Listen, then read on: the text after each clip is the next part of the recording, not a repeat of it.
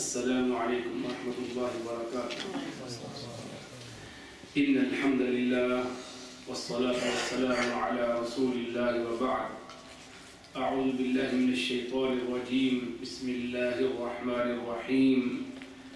وَإِنَّ لُوطًا لَّمِنَ الْمُرْسَلِينَ إِذْ نَجَّيْنَاهُ وَأَهْلَهُ أَجْمَعِينَ إِلَّا عَجُوزًا فِي الْغَابِرِينَ ثُمَّ دَمَّرْنَا الْآخَرِينَ وَإِنَّكُمْ لَتَمُرُّونَ عَلَيْهِمْ مُصْبِحِينَ وَبِاللَّيْلِ أَفَلَا تَعْقِلُونَ۔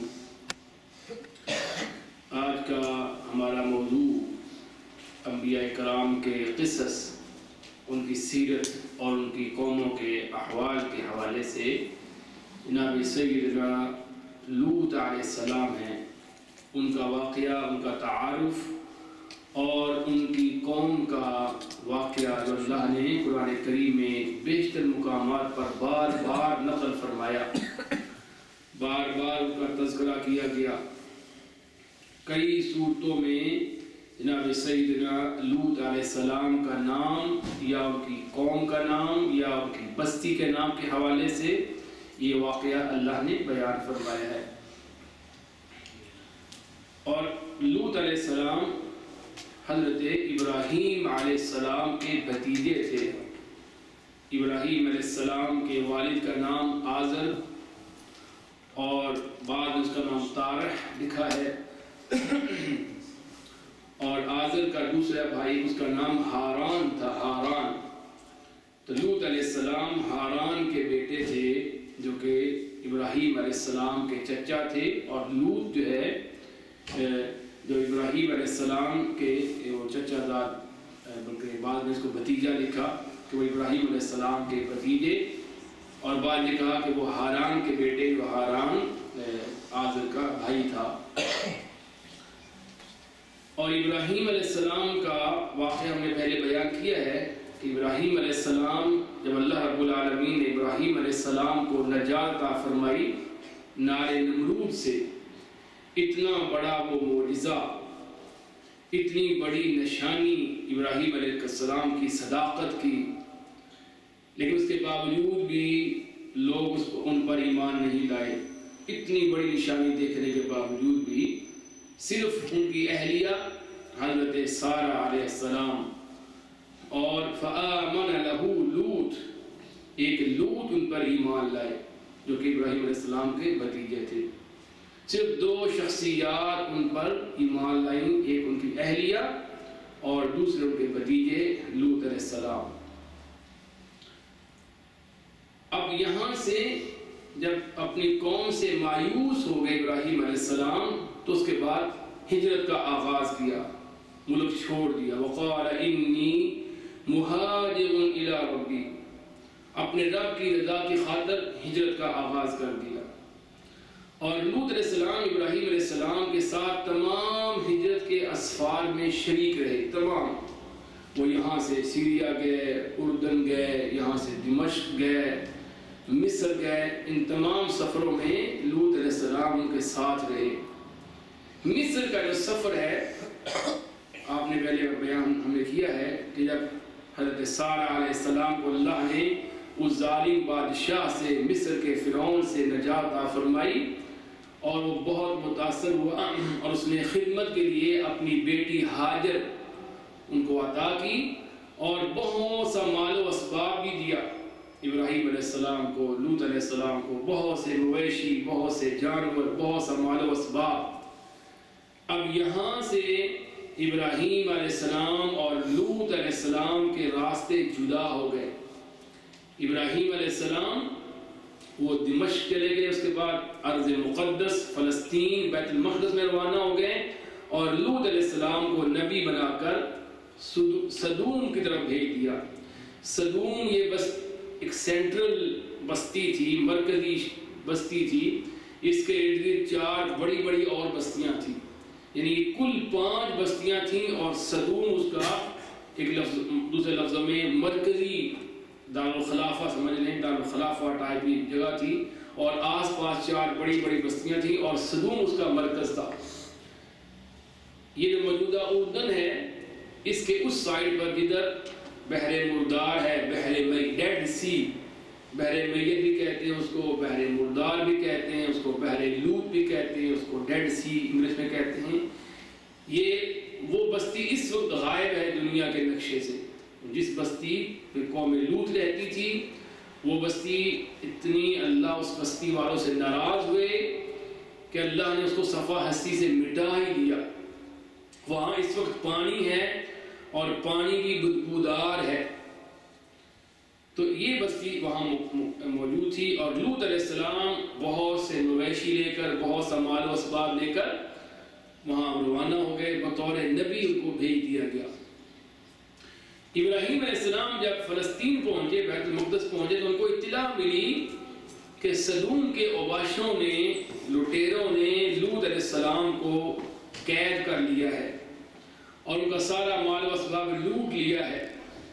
جناب ابراہیم علیہ السلام ایک لشکر لے کر، ایک بہت بڑی جماعت لے کر، تقریباً 318 افراد، ان پر مشتمل جناب ابراہیم علیہ السلام کے صحابہ، ان کے ساتھی، ان کے فوجی، ان کو لے کر وہ حملہ آور ہوئے سدوم پر، اور لوط علیہ السلام کو چھڑایا وہاں سے، اور ان کا مال و اسباب ان کو واپس دلوایا، اور جو لٹیرے تھے وہ ظالم تھے ان کا مقابلہ کیا، ان کا تعاقب کیا، اور ان کو جو دمشق ہے اس طرف ان کو نکال دیا۔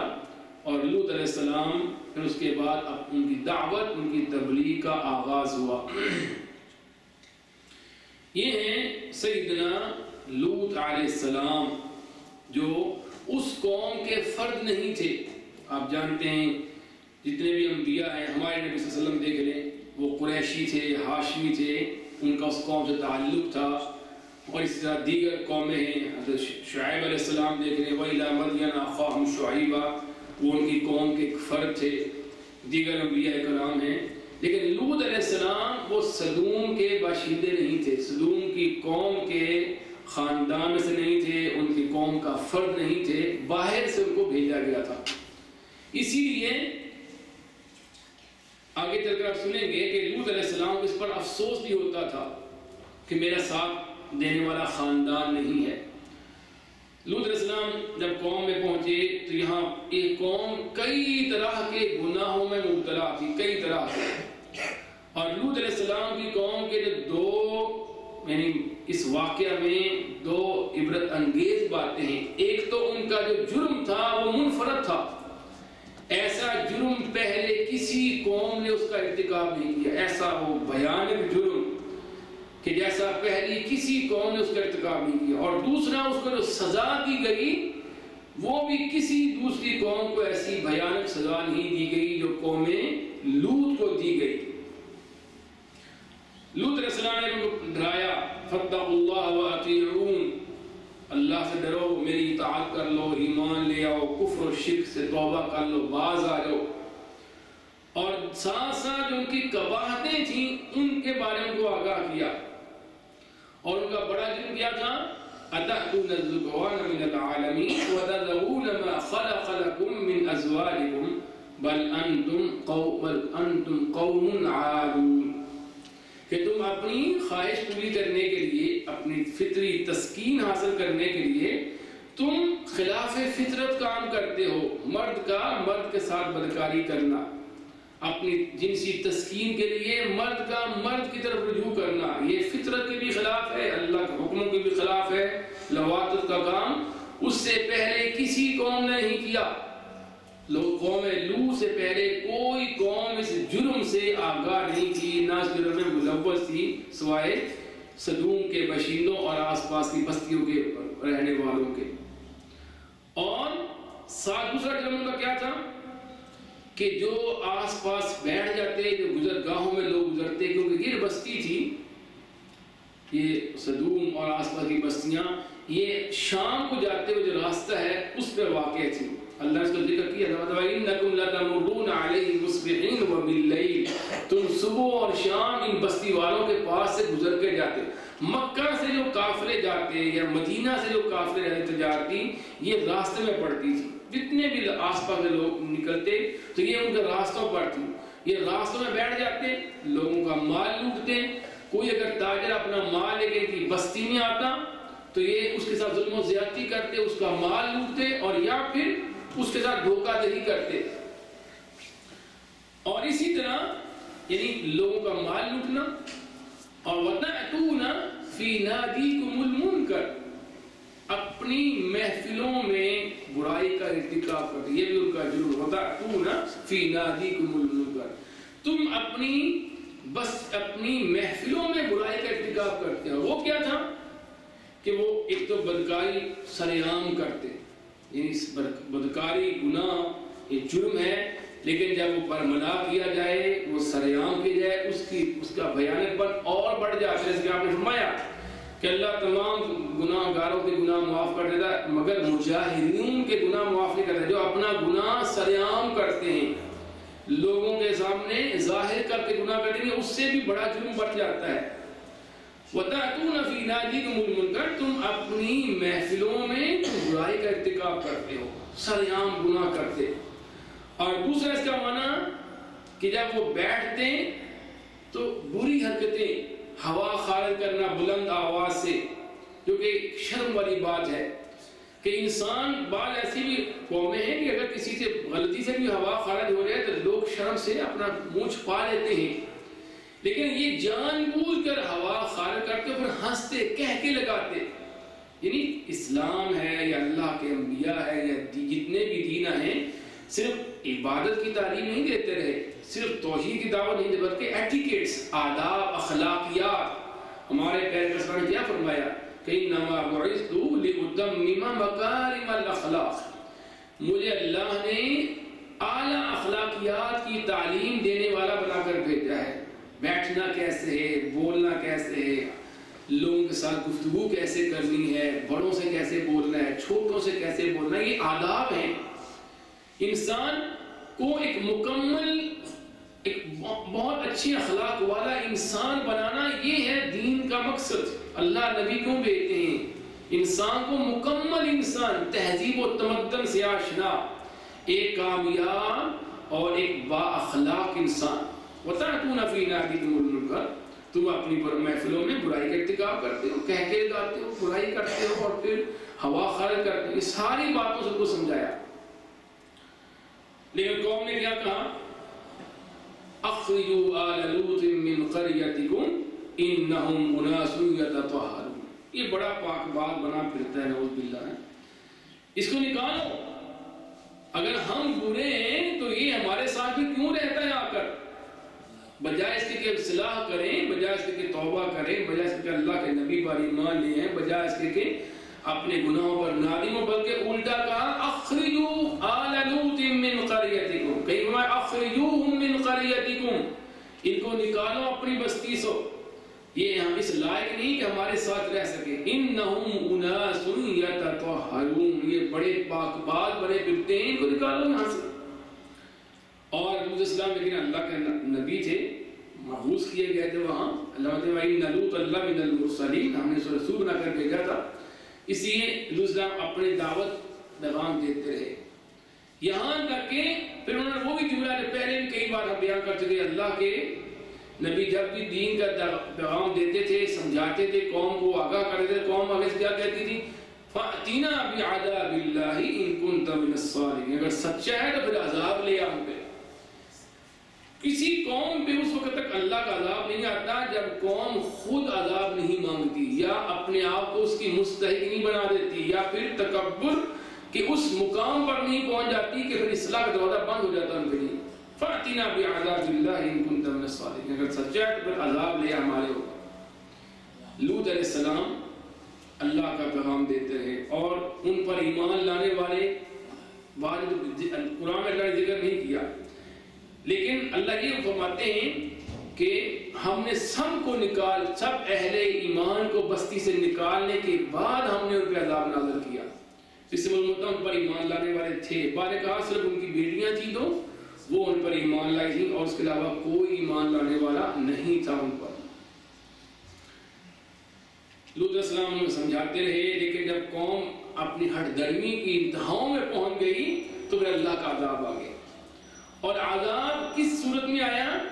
اللہ فرماتے ہیں کہ وَنَبِّئْهُمْ عَنْ ضَيْفِ إِبْرَاهِيمَ إِذْ دَخَلُوا عَلَيْهِ فَقَالُوا سَلَامًا قَالَ سَلَامٌ إِنَّكُمْ قَوْمٌ مُنْكَرُونَ. ہم نے فرشتے بھیجے، فرشتے آئے، جبریل علیہ السلام، میکائیل علیہ السلام، اسرافیل علیہ السلام. وہ لوط علیہ السلام کے پاس جانے سے پہلے ابراہیم علیہ السلام کے پاس آئے، ابراہیم علیہ السلام کے پاس، اور ان کو اصل میں گئے تھے ان کو بشارت دینے کے لیے ان کے بیٹے کی. مہمانوں کی صورت میں، انسانی صورت میں گئے. ابراہیم علیہ السلام کے بعد جب آئے، ابراہیم علیہ السلام کا ایک لقب ہے بڑا مشہور، ابو الضیفان، مہمان نواز. ہم نے پہلے بیان کیا بہت مہمان نواز ہے. تو یہ اجنبی لوگ مہمان بن کے آئے، حالانکہ وہ فرشتے تھے، ان کو معلوم نہ ہو سکا ابراہیم علیہ السلام کو کہ آنے والے کیا انسان ہیں یا فرشتے ہیں. یہاں سے ہمیں عقیدہ بھی واضح کرنا چاہیے کہ اللہ جب تک نبی کو نہیں بتاتا، نبی کو معلوم نہیں ہوتا. نبی کے پاس علم الغیب اتنا ہی ہے جتنا اللہ اپنے نبی کو بتاتا ہے. اگر اللہ نہ بتائے تو نبی کو معلوم نہیں ہو سکتا. آنے والے فرشتے انسانی صورت میں آئے. ابراہیم علیہ السلام آپ جانتے کتنا بلند ان کا مقام ہے انبیاء میں. وہ انی جاعلک للناس اماما، ابراہیم میں تجھے انسانوں کا امام بنانے والا، انسانیت کے امام، نبیوں کے باپ. یعنی جتنے بھی نبی ان کے بعد آئے سارے کے سارے ابراہیم علیہ السلام کی اولاد میں سے ہیں. ہمارے نبی صلی اللہ علیہ وسلم بھی ان کی اولاد میں سے ہیں. اللہ کے خلیل، وَاتَّخَذَ اللَّهُ إِبْرَاهِيمَ خَلِيلًا، اللہ کے خلیل ہیں. کتنے ان کے اوصاف ہیں، اور لیکن ان کو معلوم نہ ہو سکا کہ یہ آنے والے کیا انسان ہیں یا وہ فرشتے ہیں. البتہ جیسے مہمان آئے فوری اندر گئے. فَجَاءَ بِعِجْلٍ حَنِيذٍ، بنا ہوا بچڑا لے کے آگے روسٹ کر کے. کتنے مہمان آلہ نواز ان کی مہمان نوازی کہ فوری اجنبی مہمان آئے لیکن گھر گئے، فوری جانور ذبح کیا، اس کو بھونا اور بھون کے ان کے سامنے لا کر پیش کر دیا. یہ لگا بات نہیں. فَقَرَّبَهُ إِلَيْهِ، ان کے قریب کے کھاؤ. فَقَالَ أَلَا تَأْكُلُونَ، دیکھا وہ کھائے، دیکھا مجھے کھاتے کیوں نہیں ہو، کیا بات ہے. فَأَوْجَدَ فِي نَفْسِهِ خِيفَةً، دل میں خوف محسوس کیا. کیوں خوف محسوس کیا؟ کہ اس زمانہ میں دستور تھا کہ اگر کوئی کسی کے گھر میں جاتا اس کو نقصان پہنچانے کی نیت سے تو اس کے گھر سے کھانا نہیں کھاتا تھا. کیوں جو ہمارے کہتے ہیں نا کہ میں نے فلاں کا نمک کھایا ہوا ہے، میں اس کو خلاف کوئی بات نہیں کہوں گا، نمک خالی نہیں کروں گا میں. جاہلیت کے زمانہ میں اس زمانہ کے لوگ بھی اخلاقیات سے آگاہ تھے. فلاں کے گھر سے کھانا کھانے کے بعد پھر اس کو نقصان نہیں دے سکتے ہم. اور یہاں ہمارے یہاں کیا کہتے ہیں، آستین کا سانپ. جس کو آپ پالتے ہیں، جس کو آپ کھلاتے پلاتے ہیں، وہی آپ کے ساتھ پھر دشمنی کرتا ہے. یہ ہم مسلمان ہیں جنہیں دیکھ کے شرمائے یہود. انہوں نے کھانا نہیں کھایا. کہا انکم انا منکم وجلون، ابراہیم نے فرمایا انا منکم وجل، ہمیں تم سے ڈر لگتا ہے، تم کھانا کیوں نہیں کھا رہے، کیا تمہارے ارادے کیا ہیں؟ تو انہوں نے کہا اے ابراہیم ہم سے ڈرنے لا توجل، ڈرنے کی ضرورت نہیں ہے، ہم اللہ کے فرشتے ہیں، اللہ کا پیغام لے کے آئے ہیں. اِنَّا نُبَشِّرُكَ بِغُلَامٍ حَلِيمٍ، ہم بغلام علیم، بہت علم والا، ہم آپ کو بیٹا اس کی بشارت دینے کے لیے آئے ہیں. اللہ آپ کو بیٹا عطا فرمائے گا، کیونکہ ابراہیم علیہ السلام بوڑھے ہو چکے تھے اور ان کی اہلیہ سارا وہ بھی بوڑھی تھی، 90 برس سے زیادہ اس کی عمر ہو چکی تھی. اور ان کو اللہ کہتے ہیں فضحکت، وہ ہنس پڑی یہ بات سن کر کہ میں بوڑھی، مجھے اللہ مجھے بچہ دے گا. فسقط فی وجہها وقالت عجوز عقیم، اپنے حیرانی کی وجہ سے اپنے چہرے پر تھپڑ مارا اور کہا مجھے اللہ بیٹا دے گا، میں اتنی بوڑھی و بانجھ ہو چکی ہوں، کوئی امید نہیں اب اولاد کی، اللہ مجھے بیٹا دے گا. فرشتے نے کہا ہاں یہ اللہ کا فیصلہ ہے، یہ ایسا ہو کر رہے گا.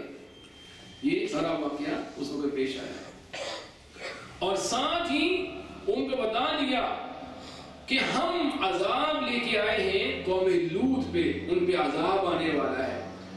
تو بعد نے کہا جب فضحکت فبشرناها باسحاق ومن وراء اسحاق یعقوب، جب بشارت جب دی گئی تو سارا جو ہنسی تھی وہ اس قوم کے عذاب کی خبر سن کے ہنسی، کہ ان کو معلوم تھا کہ قوم لوط کن گناہوں کا ارتکاب کر رہی ہے، کن جرائم میں مبتلا ہے، اور وہ بھی چاہتی تھی کہ اس قوم کو سزا ملنی چاہیے دنیا میں، ایسی بھیانک سزا کہ جو دوسروں کے لیے عبرت ہو۔ چنانچہ جب ابراہیم علیہ السلام بتایا گیا کہ عذاب آنے والا قوم لوط پہ، کیونکہ قوم لوط کا یہ سارا واقعہ تباہی بربادی کا سیدنا ابراہیم خلیل اللہ علیہ السلام کے زمانہ میں ہوا۔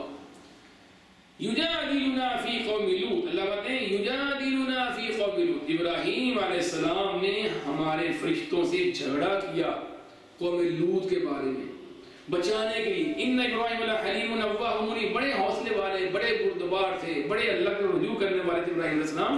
وہ نہیں چاہتے تھے کہ یہ قوم تباہ کر دی جائے، ان کی خواہش تھی کہ اللہ نے ہدایت دے دے، لیکن یہ تمام حدوں کو پامال کر چکی تھی قوم۔ یجادلنا فی قوم لوط، ابراہیم علیہ السلام نے جھگڑا کی۔ جھگڑا کیسے کیا؟ فرشتوں سے کہا اگر کسی بستی میں 300 اہل ایمان ہوں کیا تم بستی کو تباہ کر دو گے؟ اگر نہیں، کہا اگر کسی بستی میں 200 اہل ایمان ہوں کیا تم اس بستی کو تباہ کر دو گے؟ انہوں نے کہا جی نہیں، کچھ نہیں کریں گے ہم۔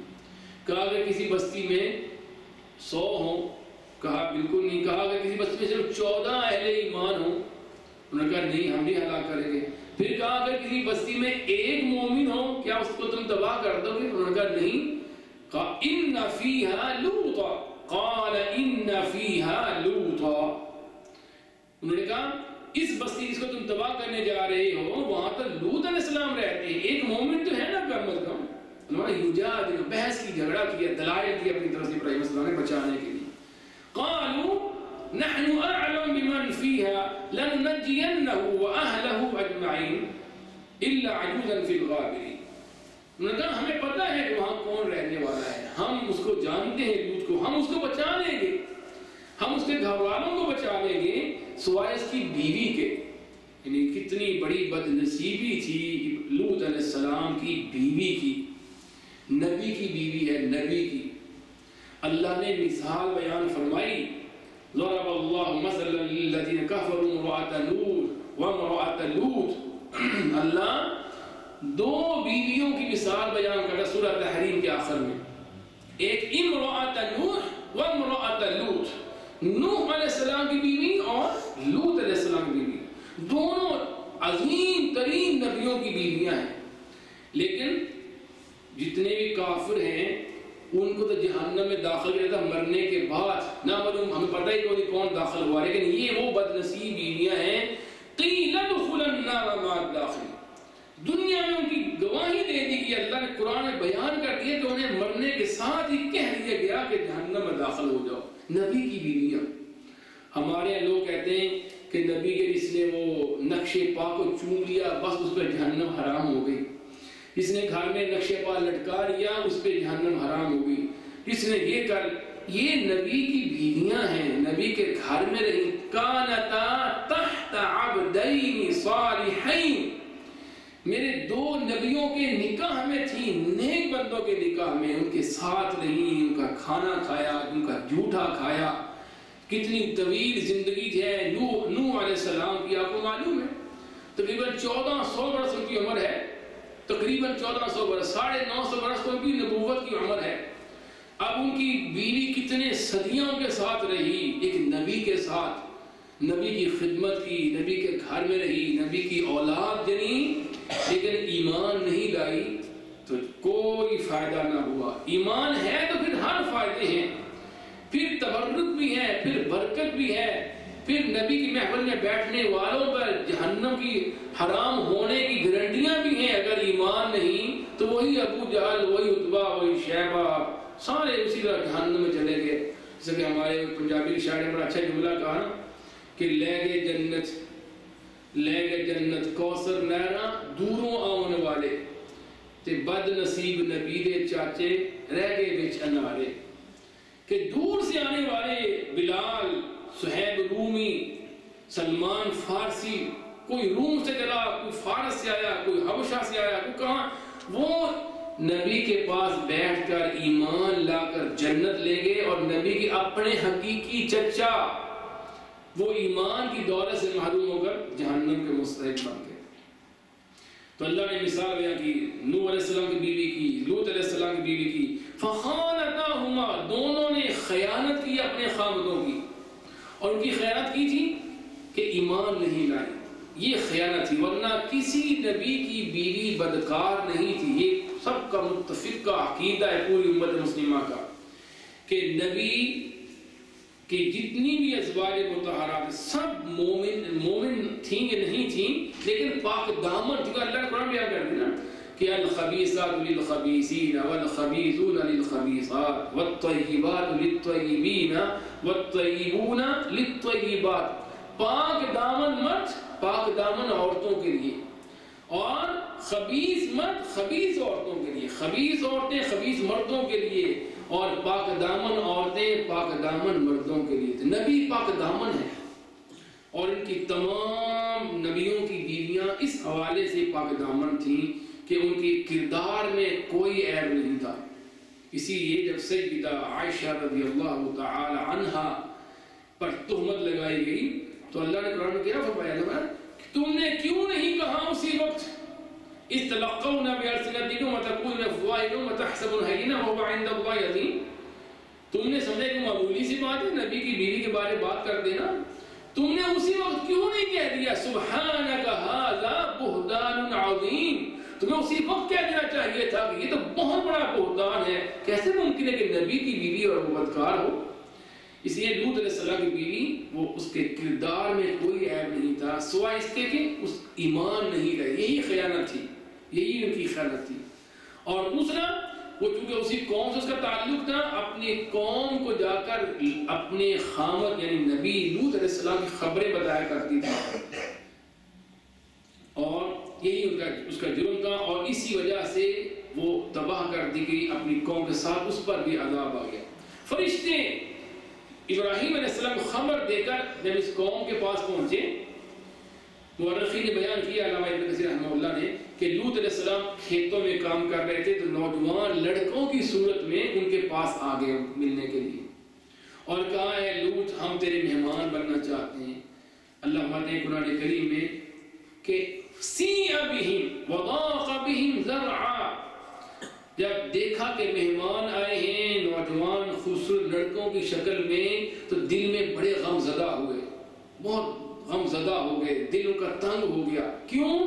پتا تھا میری قوم بدکار ہے، مہمانوں پر ظلم کرنے والی ہے، اور وہ اپنی جنسی خواہش کے لیے مردوں کو ڈھونڈتی ہے، اور یہ خوبصورت مہمان ہیں، فرشتے آپ جانتے ہیں کتنی خوبصورت اللہ کی مخلوق ہیں، انتہائی درجے کے خوبصورت بچوں کی صورت میں وہ آئے تو لوط علیہ السلام پریشان ہوئے، انکار نہ کر سکے، کیونکہ یہ اعلیٰ اخلاق کی علامت ہے کہ مہمان آئے اور اس کو کیسے انکار کر دیں۔ اگرچہ پریشان ہو گئے کہ میری قوم مہمان نوازی کے آداب نہیں جانتی، لیکن پھر بھی انکار نہ کر سکے۔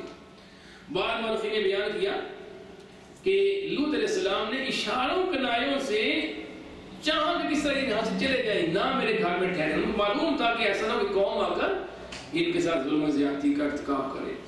اشاروں کنایوں میں ان کو بھیجنے کی کوشش کی، لیکن وہ نہیں کہ اگر یہ ہم کے گھر میں رہنا ہے، آپ کو مہمان بن کے آئے ہیں، چنانچہ گھر میں لے کے آئے تو کہتے ہیں کہ ان کی اہلیہ نے لوط علیہ السلام کی اہلیہ نے اپنی قوم کو خبر دے دی کہ آج ہمارے گھر میں لوط کے پاس مہمان آئے ہیں، نوجوان لڑکے، خوبصورت شکل کے لڑکے آئے ہیں، اور فَجَاءَهُ قَوْمُهُ يُهْرَعُونَ إِلَيْهِ وَمِن قَبْلُ كَانُوا يَعْمَلُونَ السَّيِّئَاتِ، قوم بھاگتی ہوئی آ گئی ان کو ظلم و زیادتی کا ارتکاب کرنے کے لیے، اسی پرانے جرم کی وجہ سے۔ وَمِن قَبْلُ كَانُوا يَعْمَلُونَ السَّيِّئَاتِ، اس سے پہلے وہ برے کام کرتے تھے، اور اسی برائی کی تسکین کے لیے گھر نئے لڑکے آئے ہیں تو ان کے گھر کی طرف آ کے محاصرہ کر لیا۔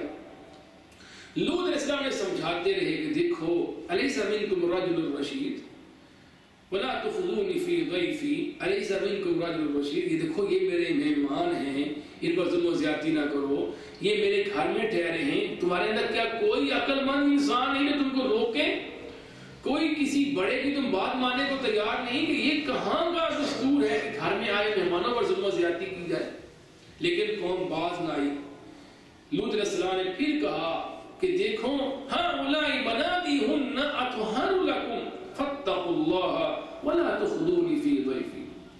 کہ دیکھو یہ قوم، یہ بیٹیاں، یعنی نبی جو ہے اس کا مقام قوم کے لیے بحیثیت باپ ہوتا ہے. نبی اللہ کیا کہتے ہیں النبی اولی بالمؤمنین من انفسهم وازواجه امہاتهم، کہ نبی کی جو بیویاں ہیں وہ مومنوں کی مائیں ہوتی ہیں. اسی ہم کہتے ہیں نا ام المؤمنین سیدہ عائشہ، ام المؤمنین سیدہ حفصہ رضی اللہ تعالی عنہ. کتنا بد نصیب ہے کوئی جو اپنی ماں کو گالی دے. کون ہے جو مسلمان ہو اور مسلمان ہو کر بھی وہ ازواج مطہرات کے بارے بغض رکھے، گالی دے، برا بھلا کہے؟ کسی بھی قوم میں، کسی بھی تہذیب میں، کسی بھی تمدن میں، کسی بھی معاشرے میں، کسی بھی ملک میں، کسی بھی مذہب یا دین میں کسی ایسے شخص کو کوئی عزت کی نگاہ سے نہیں دیکھتا جو اپنے ماں باپ کا گستاخ ہو یا ماں باپ کو گالی دینے والا. کیسے ممکن ہے؟ اور کتنے بد نصیب ہیں جو مسلمان بھی اپنا کہنا کراتے ہیں اور ازواج مطہرات کو گالیاں دیتے ہیں. ام سیدہ عائشہ، سیدہ حفصہ رضی اللہ تعالی عنہا اور دیگر ازواج مطہرات کے بارے بغض رکھتے ہیں، دشمنی رکھتے ہیں، وہ گالیاں دیتے ہیں. تو نبی کا مقام یہ باپ کا ہے. لوط علیہ السلام نے کہا کہ دیکھو یہ میری بیٹیاں ہیں، یعنی مراد جو قوم کی عورتیں ہیں وہ نبی کی بیٹیوں کے برابر ہیں، تم ان سے نکاح کرو، یہ تمہاری فطرت کے لیے اللہ نے پیدا کی ہے، تمہاری تسکین کے لیے، یہ لڑکوں کی طرح تم کیوں آتے ہو؟ لیکن وہ قوم بعد نے کہا اے لوط انک لتعلم ما نريد، تو جانتا ہے ہم کیا چاہتے ہیں، ما لنا فی بناتک من حق وانک لتعلم ما نريد، کہ تو جانتا ہے ہمیں اس کی کوئی خواہش نہیں عورتوں کی، ہم تو جو چاہتے ہیں وہ تو جانتے، اس لیے تو ہٹ جا ہمارے درمیان سے. اور پھر یہ بھی کہا کہ اے لوط ہم نے کتنی بار روکا ہے کہ تو ہمارے اور دوسرے جو اجنبی لوگ ہیں یا مہمان ہیں ان کے درمیان تو مت آیا کر، ہم جو کرنا چاہتے ہیں ان موعدهم الصبح الیس الصبح بقریب، ان کی تباہی، بربادی، عذاب کا جو وقت ہے وہ صبح کا ہے اور صبح بھی زیادہ دور نہیں، بہت جلد آنے والی ہے. تو لوط علیہ السلام مورخ نے بیان کیا گھر میں مہمان ہیں، دروازہ توڑ کر ان کی قوم اندر آنے لگی، دروازہ توڑ کر، اتنے وہ بد کردار تھے. اللہ خود ماتے لعمرک انہم لفی سکرتہم یعمہون. اے حبیب صلی اللہ علیہ وسلم آپ کی زندگی کی قسم ہے، اللہ نے 1,00,000 سے زائد انبیاء اور رسولوں میں صرف ہمارے نبی صلی اللہ علیہ وسلم کی زندگی کی قسم اٹھائی ہے. ایک نبی صرف ہمارے نبی صلی اللہ علیہ وسلم. لعمرک اے حبیب آپ کی زندگی کی قسم. اور کب کھائی؟ جب قوم لوط کا واقعہ بیان کیا. اے حبیب تیری زندگی کی قسم ہے، وہ اپنی مدہوشیوں میں بہت آگے جا چکے تھے، یعنی اتنے بد کردار کہ گھر میں آئے مہمانوں کی کوئی ادب و احترام نہیں. نبی منتیں کر رہا ہے، دروازہ توڑ کر اندر داخل ہو گئے. اور جب اندر آئے تو پھر فرشتوں نے کیا کیا؟ اللہ فرماتے ہیں فَطَمَسْنَا أَعْيُنَهُمْ فَطَمَسْنَا أَعْيُنَهُمْ وَلَقَدْ رَاوَدُوهُ عَنْ ضَيْفِهِ فَطَمَسْنَا أَعْيُنَهُمْ. انہوں نے لوط کے مہمانوں کے بارے میں اس کو پھسلانے کی کوشش کی، اس کو ورغلانے کی کوشش کی، اس کو رسوا کرنے کی کوشش کی. ہم نے ان کی آنکھیں تباہ کر دی. فَطَمَسْنَا أَعْيُنَهُمْ، ان کی آنکھیں میٹ دی گئی. جبریل علیہ السلام نے اپنے پر کا کنارہ مارا اور ساری قوم، کتنی تعداد تھی؟ بعد نے کہا کہ 4 لاکھ ان کی قوم کی تعداد تھی. 4 لاکھ. بعد نے 40 لاکھ بیان کیا. لاکھوں کی تعداد میں یہ لوگ تھے، لاکھوں کی تعداد. فَطَمَسْنَا أَعْيُنَهُمْ، سب کی آنکھیں بنائی کی ختم کر دی. یہ پہلا عذاب تھا. یہ عذاب کا آغاز یہاں سے ہوا کہ ساری قوم کی آنکھیں کی بنائی ختم ہو گئی. اب آنکھیں نہیں ہیں، کتنی بڑی نعمت ہے. آپ خود تصور کیجئے کہ وہ ٹٹورے دیواریں ٹٹو کے گھر جانے کی کوشش کر رہے ہیں، کسی کو کچھ نظر نہیں آ رہا. یہ ایک فرشتے کے پر مارنے کا انجام یہ ہوا. فذوقوا عذابی ونذر، اللہ کہتے ہیں چکھو ہمارا عذاب. اور لوط علیہ السلام نے کہا گیا کہ اپنے ساتھیوں کو لے کر، اپنے اہل خانہ کو لے کر تم نکل جاؤ یہاں سے. اور چنانچہ لوط علیہ السلام اپنی 2 بیٹیاں، ان کی 2 بیٹیاں تھیں، دونوں مومنہ تھیں، ان پر ایمان رکھنے والی تھیں، ان کو لے کر وہ وہاں سے چل پڑے. اور کوئی اب اہل ایمان میں سے اس بستی میں باقی نہیں رہا. اخرجنا سب کو ہم نے نکال لیا. فما وجدنا فيها غير بيت من المؤمنين ایک بھی مومن اس بستی میں باقی نہیں رہا. سب اہل ایمان کو یہاں سے نکل جانے کا حکم دے دیا گیا. اب صبح ہی اللہ کے مانتے ہیں کہ سب سے پہلے کیا ہوا؟ فَأَخَذَتْهُمُ الصَّيْحَةُ مُشْرِقِينَ صبح ہوتے ہی سورج نکلتے ہی چیخ نے ان کو پکڑ لیا. فَأَخَذَتْهُمُ الصَّيْحَةُ مُشْرِقِينَ فَجَعَلْنَا عَالِيَهَا سَافِلَهَا وَأَمْطَرْنَا عَلَيْهَا حِجَارَةً مِّن سِجِّيلٍ مِّن سِجِّيلٍ مَّنضُودٍ مُّسَوَّمَةً عِندَ رَبِّكَ. یہ وہ عذاب ہے جس کی کوئی اور مثال نہیں ملتی. فَجَعَلْنَا عَالِيَهَا سَافِلَهَا اللہ نے بستی کو مؤتفقہ بھی کہا گیا. مؤتفقہ وہ بستی جس کو الٹا دیا گیا ہو، یعنی انسانی تاریخ میں یہ واحد بستی ہے کہ جس کو اٹھایا گیا. بعد نے بیان کیا کہ جبریل علیہ السلام نے اپنے پر پہ اس بستی کو اٹھا لیا. 4 اور 5 بستیوں کو اپنے پر پہ اٹھا لیا اور اٹھا کر بلندی پہ لے گئے. مؤتفقہ مانا ہوتا ہے کسی چیز کو اٹھا کر اس کو ایسے واپس پھینک دینا. آپ نے پہلے سنا قوم عاد کے بارے میں کہ ان پہ ہوا بھیجی گئی، ہوا، اور ہوا ان کو اٹھا کے لے جاتی تھی اوپر بلندی پہ اور اوپر سے ان کو پٹخا دیتی تھی واپس. لیکن زمین نہیں اٹھایا گیا. یہ وہ بد کردار لوگوں کی بستی تھی جنہوں نے وہ جرم کیا کہ جو انسان کے لیے شرمناک جرم ہے کہ ان کی بستی کو اٹھایا گیا زمین سے. 5 بستیوں کو زمین سے اٹھا لیا گیا. اللہ نے والمؤتفقات وہ بستیاں جو الٹا دی گئی کیسے؟ فجعلنا عالیہا سافلہا جو بلند حصہ تھا اس کو نیچے کر دیا گیا. تو جبریل علیہ السلام نے اس کو اٹھایا اپنے پر پہ اور بلندی پہ لے گئے. بعد نے بیان کیا علامہ ابن کثیر نے، اگر اس کی کوئی سند نہیں ہے لیکن اکثر مورخین اور مفسرین کو بیان کرتے ہیں کہ اس کو اٹھایا گیا. اب انسان بھی ہیں، جانور بھی ہیں، یہاں تک کہ وہ آسمان کی بلندیوں تک اٹھا کر لے گئے. اور مورخین نے بیان کیا کہ ان کے کتوں کی بھونکنے کی آواز آسمان کے فرشتوں نے سنی، یعنی اتنی بلندی پہ لے گئے آسمان کے دروازوں تک، اور وہاں سے پھر اس بستی کو واپس پٹخا دیا گیا زمین پر. یہ ہے وہ اللہ کا عذاب. جب اللہ غضبناک ہوتے ہیں تو پھر کیسے اللہ کا عذاب. اور جب وہ قوم اپنی سرکشی، اپنی بغاوت، ہٹ درمی کی انتہاؤں کو پہنچ گئے.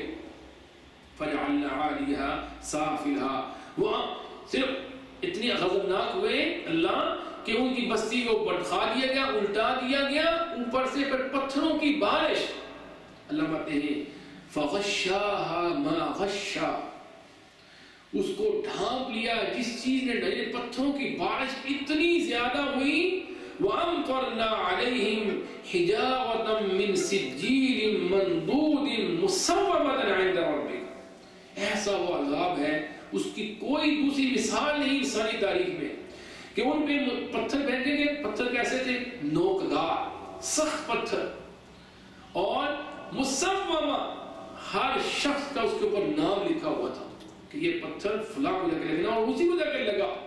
یعنی ہر شخص کے نام کا الگ الگ پتھر، اور اتنے زیادہ پتھر بیٹھے کہ اللہ نے اس کو بارش سے تشبیہ دی. اب آپ نے دیکھا بارش جب برستی ہے وَأَمْطَرْنَا عَلَيْهِمْ حِجَارَةً پتھروں کی بارش، اور اتنے پتھر فَغَشَّاهَا مَا غَشَّا اس نے ڈھانپ لیا، یعنی مسلسل، اور زمین پہ اٹھا دیا گیا بستی کو، اوپر سے پتھروں کی بارش اور پتھر مار مار کے اس زمین کو نیچے کر دیا. فَجَعَلْنَا عَالِيَهَا سَافِلًا نیچے کر دیا گیا. تقریباً 400 میٹر وہ حصہ، وہ سارا حصہ جہاں جہاں وہ بدکردار لوگ تھے اس کو زمین کے نیچے کر دیا گیا. اس کے اوپر پھر پانی، اور پانی بھی وہ بدبودار پانی، یعنی اتنا وہ بدبودار پانی ہے کہ اس پانی کے اندر کوئی مخلوق نہیں رہ سکتی. جس چیز کی بحر مردار ہے اس کے اندر کوئی جانور نہیں ہے، کوئی مچھلی نہیں ہے اس کے اندر کوئی جانور رہ سکتا ہی نہیں. اتنا وہ بدبودار اور اتنا وہ خطرناک پانی ہے. اور آپ نے دیکھا ہوگا وہ اس کے اندر نمک کی مقدار زیادہ ہے، اور اس کے اندر کوئی انسان، کوئی مخلوق رہ سکتی کوئی نہیں اس کے اندر. اللہ جب غضبناک ہوتے ہیں اتنا ایک کبھی جرم ہے کہ اس کو اس کے زمین سے نام و نشان تک مٹا دیا گیا. اللہ فرماتا ہے انکم لتمرون علیہم مصبحین، تم ان کے وانھا لبسبیل مقیم، یہ ایک بلند ایک مرکزی شاہراہ کے پاس بستی ہے، تم اس کے پاس سے گزرتے ہو لیکن زمین پہ اس کا نام و نشان نہیں ہے. یہ ہے وہ قوم لوط جنہوں نے اللہ کی بغاوت کی، ہٹ درمی کی، جرائم کا ارتکاب کیا، مہمانوں کو ظلم و ستم کرتے، مسافروں کو لوٹتے، اپنی محفلوں میں برائی کا ارتکاب کرتے، برے اخلاق کے وہ حامل لوگ، اور اللہ کے نبی کا انکار کیا. اور جو لوط علیہ السلام کی بیوی تھی ان کے بارے اللہ محمد نے سب کو ہلاک کر دیا، ہمیں ان کے گھر والوں کو بچا لیا الا عجوزا فی الغابر، سوائے اس کی بیوی کے جو نہیں بچ سکی، پیچھے رہ گئی. مورخین نے بیان کیا کہ پیچھے رہنے کا دیا تو یہ ہے کہ وہ گئی نہیں. جب کہا لوط علیہ السلام نے آؤ چلے یہاں سے نکلے عذاب آنے والا ہے تو اس نے جانا پسند نہیں کیا، فی الغابرین پیچھے رہنے والا میں شامل ہو گئی. یا پھر کہ ان کو کہا گیا تھا کہ جب تم نے پیچھے مڑ کر نہیں دیکھنا آگے چلتے ہیں، ان کے ساتھ چلی ضرور اپنے خامد کے ساتھ اپنی بچیوں کے ساتھ باہر نکلی ضرور، لیکن جب عذاب آیا قوم کی تباہی و بربادی، چیخیں چیخو پکار، تو بیوی جو ہے وہ پیچھے پلٹ کر دیکھا، کہا ہائے میری قوم. جب یہ کہا تو وہ پتھر جو قوم پہ پڑا تھا وہ اس پر بھی پڑا اور یہ بھی وہی ہلاک ہو گئی.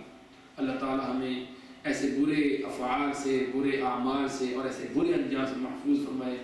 یہ نبیوں کے واقعات یہ نصیحت کے لیے ہیں، یہ عبرت کے لیے ہیں، اور یہی وہ جرم ہے جو آپ نے کہا تھا مجھے اپنی قوم پر، اپنی امت پر سب سے زیادہ جس جرم کا ڈر ہے وہ قوم لوط ہے، اور آپ نے اس کے بارے میں بہت سی وعیدیں ہیں. اللہ تعالیٰ ہمیں ہر برے افعال سے محفوظ فرمائے، اللہ ہمیں ایسے برے انجام سے محفوظ فرمائے. آمین. السلام علیکم.